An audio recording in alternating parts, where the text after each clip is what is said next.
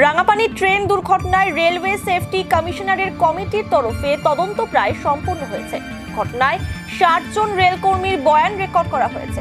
এই বয়ান ও তদন্তের ভিত্তিতেই ঘটনার রিপোর্ট তৈরি করবেন রেলওয়ে সেফটি কমিশনার। এরপরই সামনে আসবে এই ভয়াবহ দুর্ঘটনার কারণ। তবে রিপোর্ট তৈরি করার আগে মালগাড়ির সহকারী চালক মনু কুমারের সুস্থ হওয়ার অপেক্ষায় রয়েছেন রেলওয়ে সেফটি কমিশনার।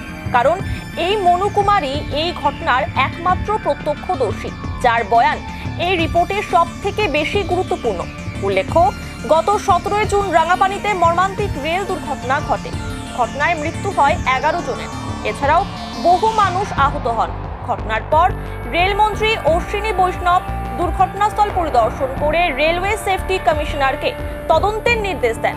এরপরই উত্তর পূর্ব রেলওয়ে সেফটি কমিশনার জনক কুমার গার্গ ডিআরএম সুরেন্দ্র কুমারের সঙ্গে ঘটনার তদন্ত শুরু করেন।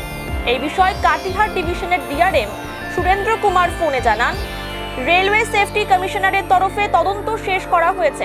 60 জন রেলকর্মীর বয়ান নেওয়া হয়েছে। যদিও ঘটনার একমাত্র প্রত্যক্ষদর্শী মনু কুমারের বয়ান রেকর্ড হয়নি। তিনি বর্তমানে আইসিইউতে আছেন। সুস্থ হলে তার বয়ান রেকর্ড করা হবে।